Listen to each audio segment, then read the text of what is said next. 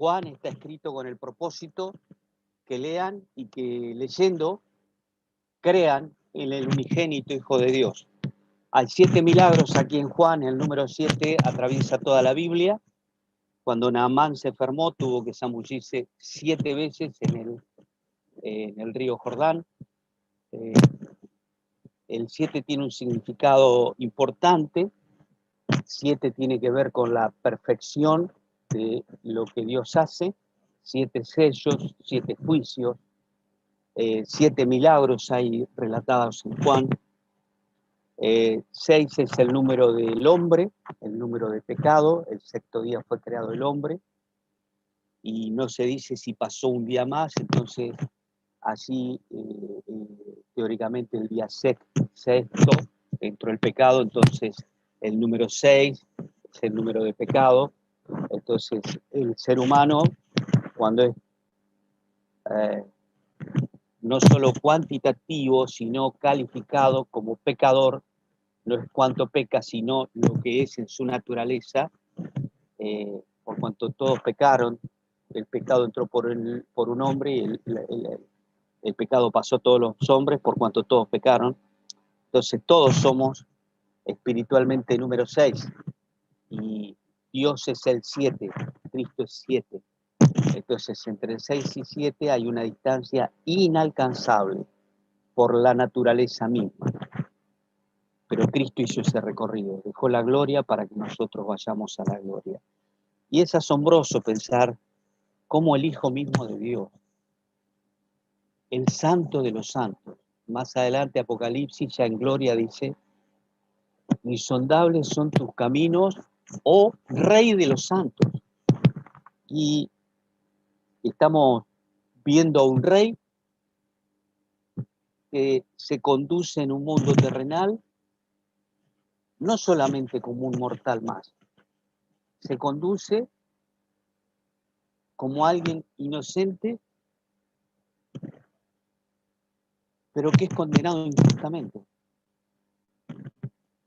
Y él no rechaza, no se defiende en ningún momento. Comienza Juan 18:1. Habiendo dicho Jesús estas cosas, la oración sacerdotal, capítulo 17, acuérdense que ora por sí, 1-5, luego ora por sus discípulos, 6 al 19, y 20 al 26 ora por todos los creyentes en todos los tiempos. Así que Jesucristo ora por nosotros. Esto está en consonancia con 1 Juan 2:1. Hijitos, si alguno hubiere pecado, abogado tenemos para con el Padre, a Jesucristo el justo. Y es bien claro que luego de los sermones, las enseñanzas tan profundas que dio, ahora dice: pasemos al otro lado. Habiendo dicho Jesús estas cosas, salió con sus discípulos al otro lado del torrente del Cedrón, donde había un huerto. Ese huerto, el jardín de Getsemaní también, previo, es un lugar donde nuestro Señor oró, tuvo una gran agonía, llegó a transpirar grandes gotas de sangre. Científicamente es posible esto, ya que por la gran presión se dilatan los vasos sanguíneos y la sangre puede emanar, esto producto de alguna gran presión psicoemocional que puede vivir una persona en casos muy extremos. Son casos muy extremos, pero puede suceder. Dice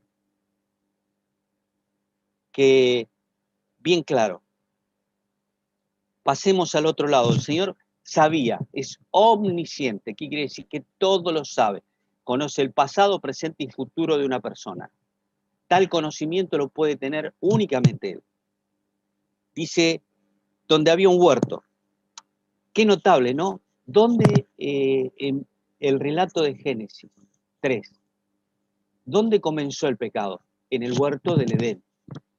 ¿Dónde Dios, el Hijo de Dios, va a solucionar el pecado? En otro huerto.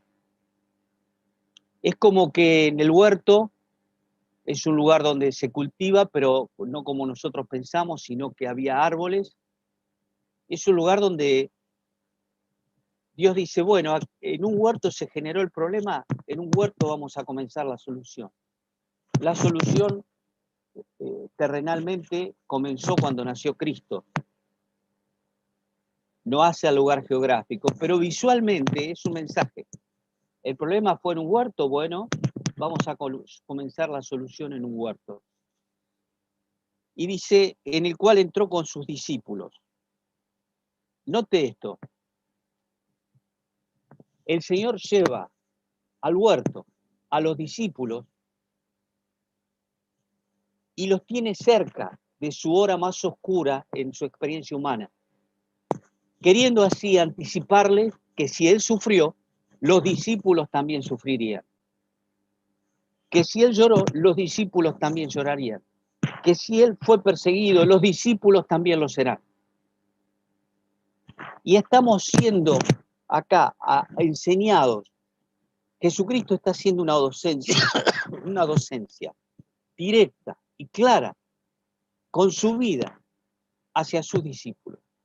Todo lo que Cristo enseñó de palabra lo respaldó con sus actos. Por eso, Hechos 24:12 dice, Jesucristo varón poderoso en obras y palabras.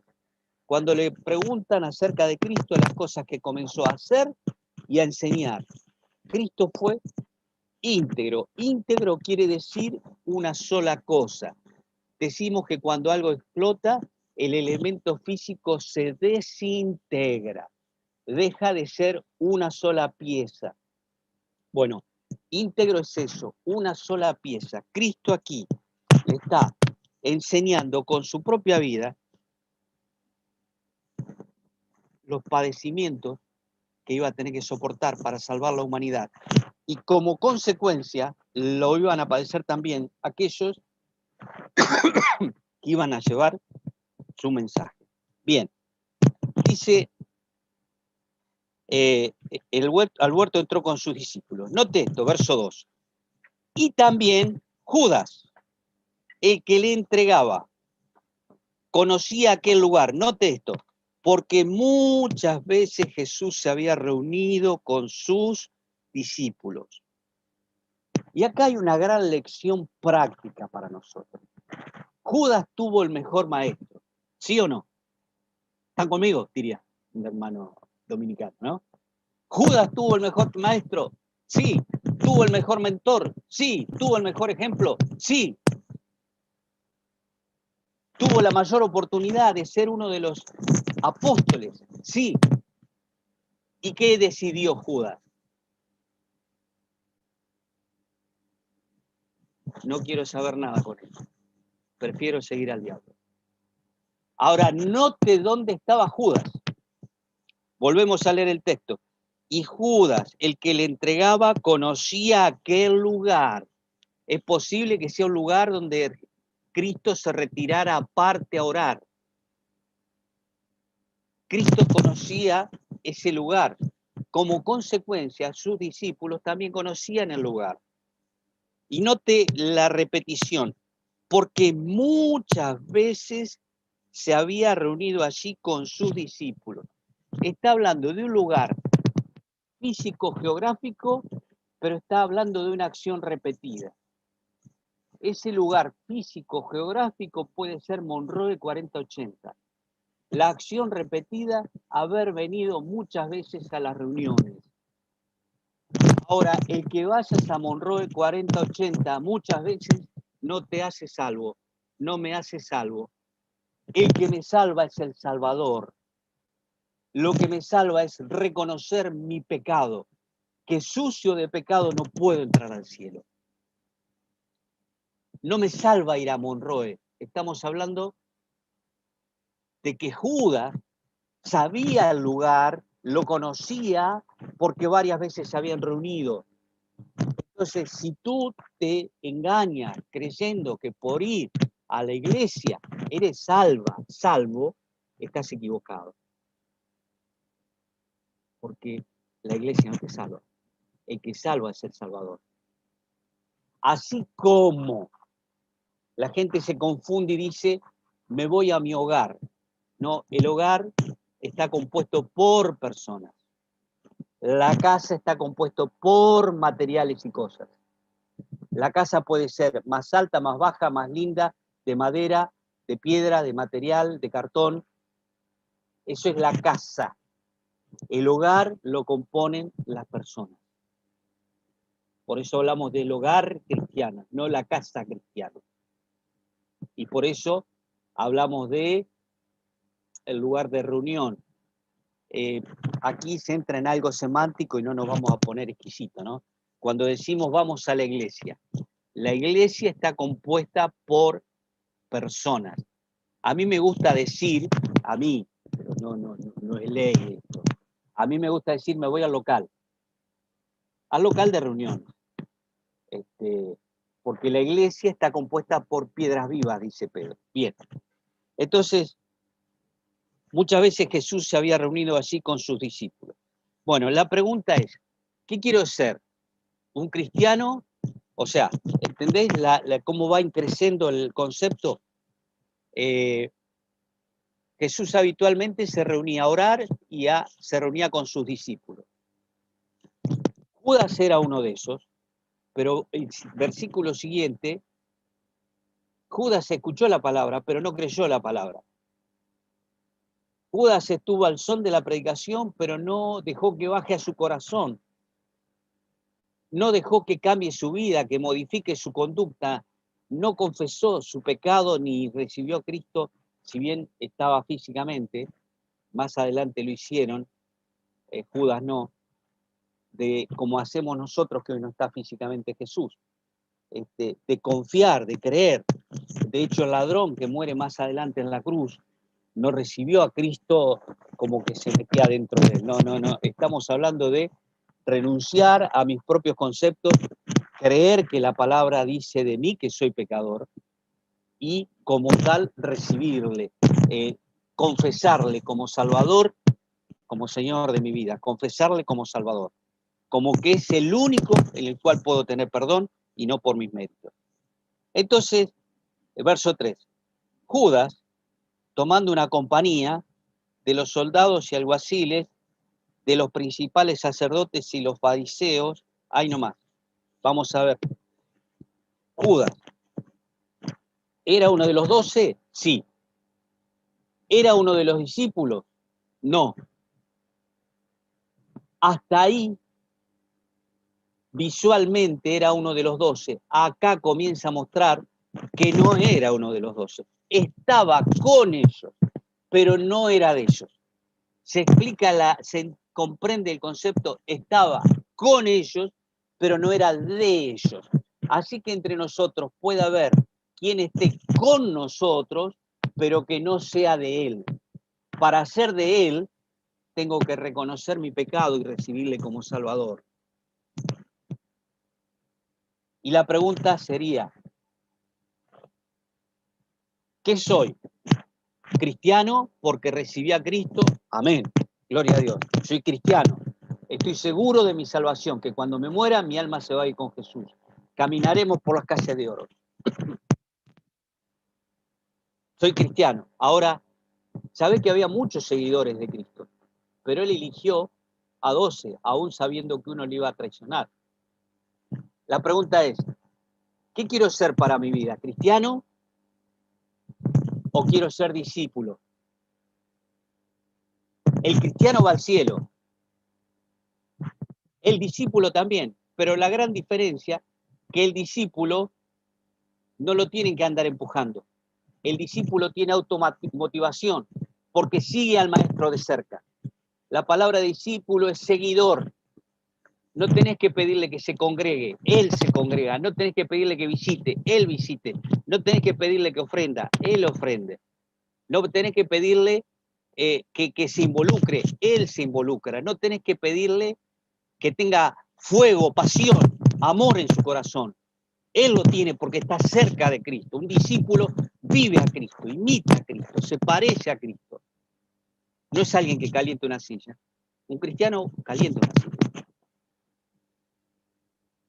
y se va al cielo si es cristiano genuinamente. La salvación es por gracia de Dios. Pero esa gracia que he recibido en Cristo no me debe dejar quieto, me debe dejar expectante, excitado para querer ganar a otros para Él, para hablar de Cristo continuamente. Conocen a José, de paso les pido pongan en sus oraciones. José es cuando entramos al garage, el edificio de la izquierda, es el portero. Ayer hablé con él y me dio la palabra de que iba a venir a una reunión de varones. Aparentemente la esposa también estaría dispuesto a venir a una reunión, así que oremos por José. Pero donde estemos tenemos que estar hablando de Cristo. Donde estemos. Nadie llega a las personas que llegan a ustedes. Pero Judas toma una compañía, dejó de ser, estaba con ellos, pero no era de ellos. Dejó de ser, bueno, fue con antorchas, linternas, con armas. Pero Jesús, omnisciencia, sabiendo todas las cosas que le iban a sobrevenir, se adelantó y les dijo: ¿a quién buscáis? Les voy a leer Hechos 4:27. Dice 50 y algo de días más adelante, el apóstol Pedro predica ese gran sermón a los judíos y les recuerda esto: porque verdaderamente se unieron en esta ciudad contra tu santo Hijo Jesús, a quien ungiste. Nota quiénes: Herodes y Poncio Pilato con los gentiles y el pueblo de Israel. Esto es Hechos 4:27. 50 y algo de días más tarde, el apóstol Pedro está relatando esta situación que estamos viendo, que Judas vino con una compañía, con alguaciles, soldados romanos, una turba a atrapar a Cristo. Tremendo. Y el apóstol Pedro, esto se llama confrontación neutética, enfrentar a la persona con su pecado. El apóstol Pedro, transformado por el poder de Dios, más adelante le vemos que niega a Cristo. Al costado del mar de Galilea, el Señor les prepara un pescadito asado y tienen una charla y le dice: Pedro me ama, Pedro me ama, Pedro me ama. Y el Señor restaura a Pedro. Y luego le vemos con el poder de Dios predicando y les dice: autoridades religiosas, jueces, personas todas de Israel, ustedes se complotaron en matar a Cristo. Y te digo, da un sermón bien directo al pecado del pueblo de Israel, de los judíos. Ustedes se complotaron, es este momento, se complotaron. Cómo la maldad se une y se potencia para hacer más maldad. Es tremendo. Entre sí estaban en desacuerdo, pero hubo algo que los unió. Y los unió para hacer daño a la persona de Cristo. Bien. Sabiendo de antemano todas las cosas que le habrían de venir, ¿a quién buscáis? Le respondieron: a Jesús Nazareno. Jesús le dijo: yo soy. Y estaba también con ellos Judas, el que le entregaba. Cuando les dijo yo soy, retrocedieron y cayeron a tierra. Bueno, acá hay varios conceptos. Cuando les dijo yo soy, ¿se acuerdan cuando el Señor llamó a Moisés para liberar al pueblo hebreo, esclavo de Israel, de la esclavitud de Israel? Moisés dice: y si me preguntan, medio temeroso, ¿quién te mandó? ¿Qué les digo? Y viene la voz del cielo que dice: mire, yo soy el que soy, yo te he enviado. La palabra yo soy quiere decir en el hebreo el que existe en sí mismo, el autoviviente, el autoexistente. No es comprensible a la razón humana. A Dios no lo engendró nadie. Dios es el que es desde siempre. Ninguna mente puede llegar a comprender que Dios existe por sí solo. Va a permanecer, todas las centurias, milenios van a pasar, pero Dios siempre va a ser, porque Dios es el que existe en sí mismo. Entonces muchos de ellos tomaron este concepto del nombre yo soy el que soy y se asustaron. Hombres avisados en matar personas, preparados para luchar, con espadas, con palos, estaban dispuestos a todo, excitados por la adrenalina de matar a alguien más, que quizá la conciencia de ellas había sido herido por la predicación de Cristo. Bueno, estaban ahí envalentonados. Y Jesús, otro expositor dice, les sorprendió la mansedumbre con que Jesús dijo yo soy. No solo la autoridad del nombre, sino la mansedumbre con que lo dijo. Realmente es un misterio poder develar la verdad de lo que pasó. También hay quien comenta que al decir yo soy, lo dijo con tal autoridad y poder que cayeron hacia atrás. Otro contradice eso porque cuando dice yo soy la segunda vez, no cayeron. Sinceramente, no sé. A mí me gusta, y a mí personalmente, la idea de que lo dijo con tanta mansedumbre. Ellos venían con tanta inercia, con tanta adrenalina, tan excitados, que quizás se cae uno y empuja al otro. No tenemos bien claro, pero sí lo que dice la Biblia, que se cayeron y eso, al retroceder, también se pueden haber tropezado y cayeron. Bien. 7. Volvió pues a preguntarles, ¿a quién buscáis? Ellos dijeron a Jesús Nazareno. 8. Respondió Jesús, os he dicho que yo soy. Ahora, pues me buscáis a mí, dejad ir a estos. Note el cuidado y la protección de Cristo hacia los suyos. O sea, imagínate no menos de 50, 60 personas, antorchas encendidas, espadas relucientes, palos golpeando las manos, gente respirando fuerte, dispuestos a matar. Y el Señor con una tremenda valentía dice, yo soy, dejen ir a él.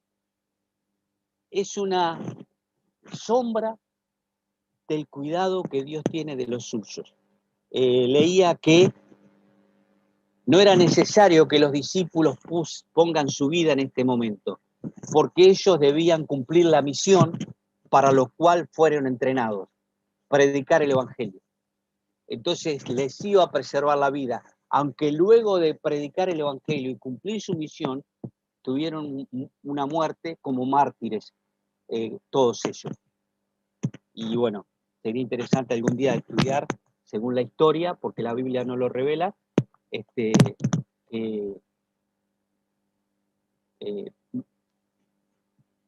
muchos de ellos sufrieron de distintas maneras y pagaron el precio por seguir al Señor.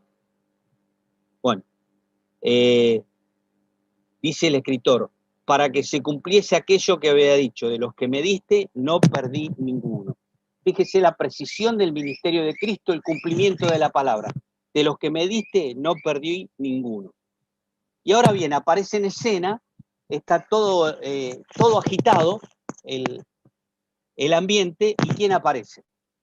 Nuestro Pedro, ¿no? Pedro. Dice, entonces, Simón Pedro, cuando ustedes leen Lucas 22, 38, dice que solo menciona una persona tomó una espada. Porque Pedro lo que hace acá, Pedro lo hace de bravucón. Pedro lo hace de su propia voluntad. Pedro lo hace impulsado por su propia mente, por su propia percepción.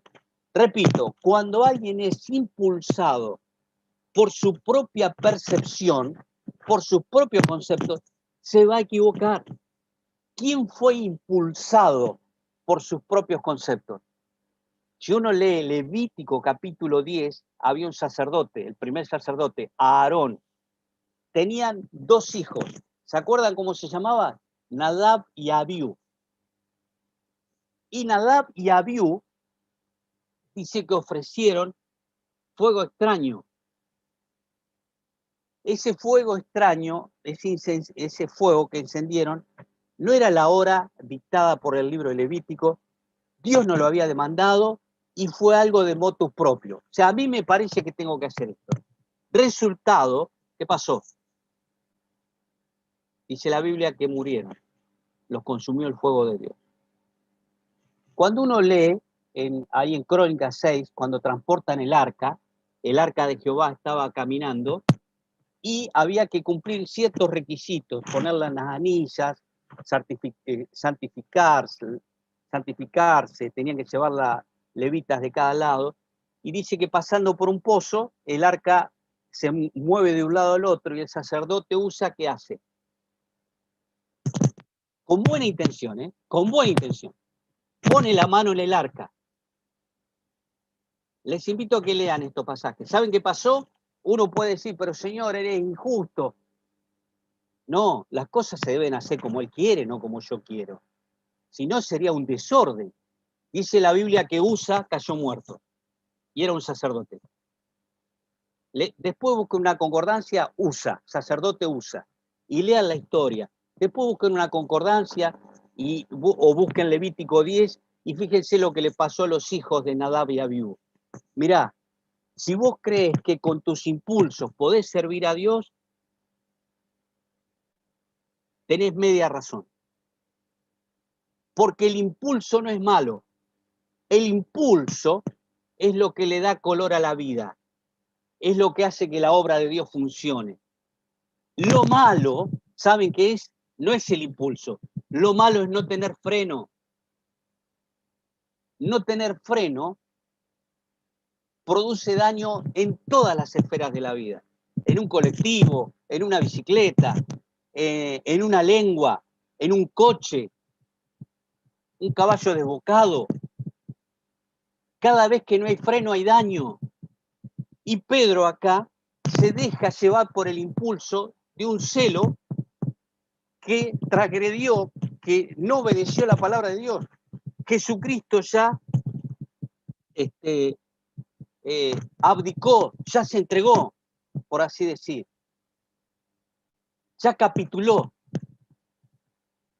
ya se entregó. Y dice, si me buscáis a mí, dejad ir a estos. ¿Y qué hace Pedro? Entonces Simón Pedro, que tenía una espada, la desenvainó. La palabra espada, en el griego es makaira, que quiere decir daga. Es la misma expresión de Efesios 6:17, la espada. Es la misma espada. Simón Pedro, que tenía una espada, la desenvainó. Es una locura esto. Soldados entrenados para matar gente. Soldados con tremendas armas. Una multitud de soldados. Pedro, un pescador, que por ahí tenía muchas ganas, tenía mucha voluntad, tenía mucho ánimo, tenía mucho amor al Señor. Pero pasión sin dirección es igual a destrucción. Repito, pasión sin dirección es igual a destrucción.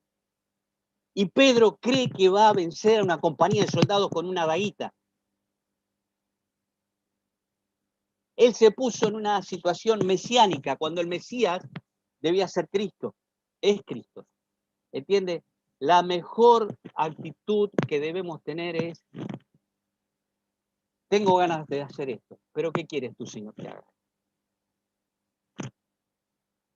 Ahora, entonces Simón Pedro, que tenía una daga, la desenvainó, hirió al siervo del sumo sacerdote, le cortó la oreja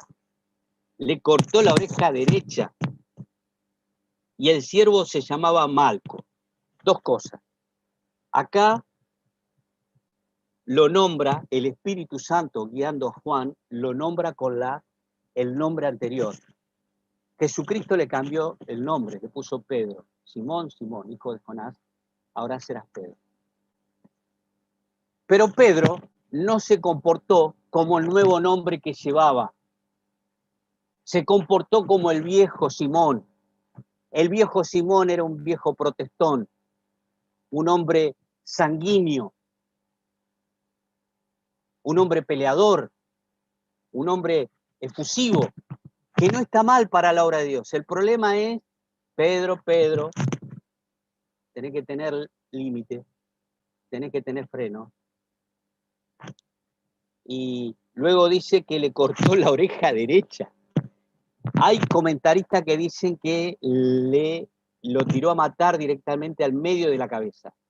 Y porque todos tenemos el instinto de escapismo, o por una reacción, él esquivó y le cortó la oreja. Lo que sí sabemos, está en otro de los evangelios, que el Señor le sanó la oreja. Lección: cuando actúo por mis impulsos, no hago lo que Dios quiere y Cristo tiene que salir a solucionar las macanas que yo hago. Repito, lección: cuando actúo por mi impulso, no hago lo que Dios quiere y Cristo tiene que salir a solucionar la macana que me manda. Hablando en criollo. Hermano, no te digo que no te comprometas, al contrario, bienvenido al club. Lo que te digo es aprender a tener freno. Consultá. Mirá si cada uno se le ocurre una cosa distinta. Sería un desorden. Por eso es responsable a quienes consultarle. Eso se llama orden. 1 Corintios 14:40. Nuestro Dios es un Dios de orden. Acordate el tiempo de los jueces. Había sequía, se había ido la bendición de Dios, se morían los bebés, no llovía, se moría el ganado, no había comercio. Bueno, hoy estamos igual también, ¿no? Pero qué triste. ¿Pero por qué era eso? Era un juicio de Dios. Ahora no sé, me parece que dictan leyes abortistas, aprueban un montón de cosas que Dios reprueba. Visualmente es un juicio de Dios. Dios abandonó esta nación. Pero la iglesia somos la que debemos clamar por misericordia. De ahí la importancia que te sumes. Vos decís, vos podés hacer mucho, sumate a la reunión de oración. Es lo que sostiene la acción del anticristo, que impide actualmente, 1 Tesalonicenses, bien. Y el siervo que se llamaba Malco, no los voy a hacer leer los otros evangelios, pueden cotejarlo ustedes, que no nombra, dice, una persona tomó la espada, porque evidentemente el otro evangelista no quiso poner de manifiesto la macana que se mandó Pedro. Entonces, Jesús dijo a Pedro, mete tu espada en la vaina, la copa que el Padre me ha dado, ¿no la he de beber? La copa que el Padre me ha dado, ¿no la he de beber? Y es así, hermano. La copa es la circunstancia, la situación, el propósito, hablando poéticamente, que el Padre tenía por Cristo. Cuando el salmista dice, mi copa está rebosando, es decir, la circunstancia, por tener comunión con Dios. Aunque me falte todo, estoy bien. Hermanos queridos, ya concluyendo, dice que el 12, la compañía de soldados, el tribuno y los alguaciles de los judíos prendieron a Jesús y lo ataron. Leímos Salmos 118, 27. Atad con cuerdas a las víctimas al altar. Jesucristo se dejó atar para hacer realidad Juan 8:31. Si el Hijo os libertare, seréis verdaderamente libres. Jesucristo se dejó atar para que vos y yo fuésemos liberados. Jesucristo cargó la carga de tu pecado y lo mío. Se dejó atar como una víctima. Gráficamente acá vemos el Cordero de Dios. Corderito se le ataban patas, bueno, la patita adelante también, las 4 patitas juntas. Y le llevaron primeramente a Anás, porque era suegro de Caifás, que era sumo sacerdote aquel año. Era el Caifás el que había dado el consejo a los judíos que convenía que un solo hombre muriese por el pueblo. Bien. Pedro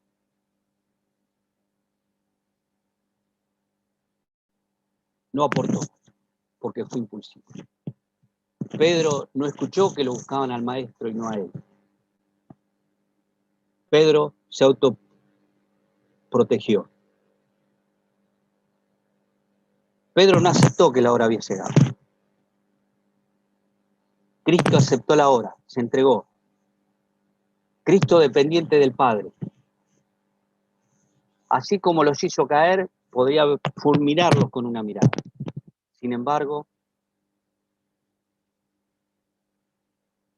Dios es amor. Y amó aún hasta los que lo vinieron a matar. Que podamos esta semana recordar que no está mal tener impulso, es lo que le da color a la vida, pero recordemos tener freno. Cuando alguien te diga algo y te viene desde adentro como un torbellino ese impulso de contestarle, acordate, sed santo en toda vuestra manera de vivir y de hablar. Bendecid y no maldigáis. Viste que vos vas manejándolo más bien y viene un distraído y te cierra bien ahí y encima, ¿qué haces? Te dice. La Biblia dice, bendecid y no maldigáis. Acordate, no le des rienda suelta a los malos impulsos, controlalo bajo el poder de Dios. Por eso es importante memorizar palabra de Dios. El Señor nos bendiga y podamos seguir estudiando este Evangelio y